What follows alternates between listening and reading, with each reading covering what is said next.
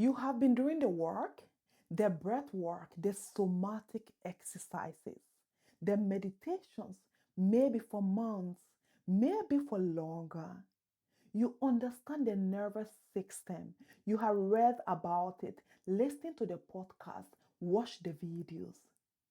And on some level, you believed in it. But when you check in honestly, when you ask yourself whether anything has actually shifted in your body, the answer is not really. Or it has shifted in the section. And then when you walk back into your day, and it is gone. The problem is not the practice. The problem is the order. And in this video, I'm going to tell you why the nervous system cannot regulate when the body is under metabolic load. I'm going to explain what your body hierarchy actually is, what it has to address before it is able to recover. I'm going to give you one thing that changed the sequence. And by the end of this video, you will stop blaming yourself for not being consistent enough with the practices, because consistency is not the issue. I'm Zainab and I'm a nurse. And what I'm going to share with you today is the clinical answer to the question that a lot of nervous system content is not currently given. There is something the nervous system regulation space has taught us, and it is largely true, that the nervous system can be trained, that through consistent practice, through breath work and somatic awareness and co-regulation, you can move from a state of chronic activation into a more regulated baseline. This is real. The research supports it. But there is a belief that has grown up alongside this teaching. The belief that if you are not experiencing the benefit, it is a practice problem. You are not doing it consistently enough. You are not practicing enough. You are not patient enough. You need a better teacher or a longer program, a deeper practice. This belief puts the burden entirely on the practice and entirely on you. And for a significant number of women, it is the wrong diagnosis. Not because the practice is wrong, but because the prerequisite has not been met. Your nervous system has a hierarchy. And at the top of that hierarchy is survival. And survival for a body is a metabolic calculation, not a physiological one. Before your nervous system can enter a regulated parasympathetic state, it needs to assess whether the metabolic environment is safe. Is blood sugar stable? Is cortisol at a level consistent with normal functioning? Is your inflammatory load manageable? When the answer to this question is no, when the body is operating under chronic blood sugar dysregulation, chronic cortisol elevation, chronic inflammatory load, and disrupted sleep, the nervous system cannot regulate. Not because the practice are wrong, but because the body's survival hierarchy is not allowing it. You cannot override a survival response with a breathing technique. A 2025 study published in Neuropsychopharmacology, a Stanford-linked study by Elian and colleagues, found that the sleep patterns that predict stress resilience are fundamentally different between men and women. Women show greater vulnerability to equivalent stress load, and women's capacity for nervous system recovery is more dependent on specific physiological conditions being met.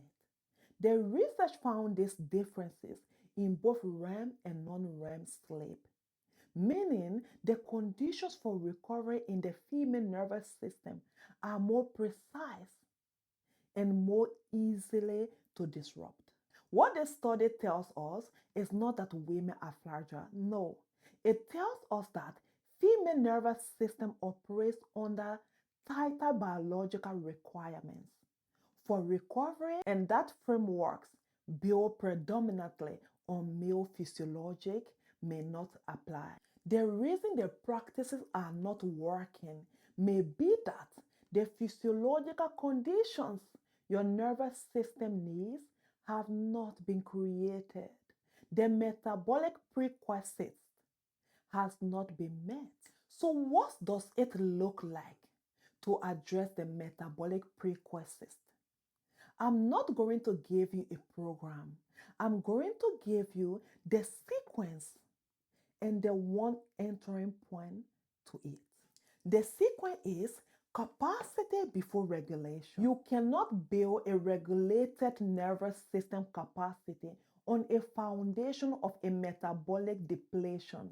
The first step is not a better practice. It is reducing the stressor that keep the system activated.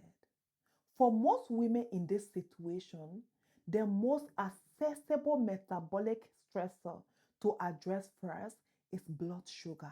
Specifically, the blood sugar crashes that happens when breakfast is skipped and cortisol peaks without stabilization in the first hour of the day. Eating protein within 1 hour of waking is not a diet intervention. It is a cortisol intervention. It is a signal to the HPA axis that food is available, that the environment is not threatened, that the system does not need to sustain a stress response to generate energy. When the morning cortisol spike is managed through blood sugar stability, the nervous system has a lower threshold to cross before parasympathetic tone becomes accessible. The practice works then better. The breath work lands more deeply. The somatic awareness produces more lasting changes. Not because the practice changed, but because the physiological flow has been raised. This week, before you add another practice, identify one metabolic stressor to reduce. If you are skipping breakfast, start there. Protein within 1 hour of waking this morning. That is not a diet. That is the metabolic prerequisite in action. One stressor addressed, one condition created. That is where the capacity starts. You are not a person who is bad at nervous system work.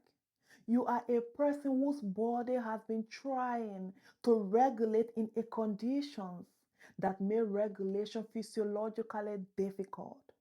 The practice you have been doing are not wasted, but they have been missing the prerequisites, and now you know what it is. Capacity before consistency. Address the metabolic load, create the condition, and then watch what the practice can actually do. You are not someone who cannot heal. You are someone whose body has been waiting for the right sequence. Now you know what it is. If this shifted something for you, if it names something you have been feeling without quite being able to articulate, I would love to hear from you in the comments. Tell me, have you been doing the practice and not seeing the result you expected? I read everything. And if you want the full clinical practice, what weight loss resistance actually is, the full biologic drive behind it, and what the body needs before weight loss become possible, that is the Wednesday video. I will see you then.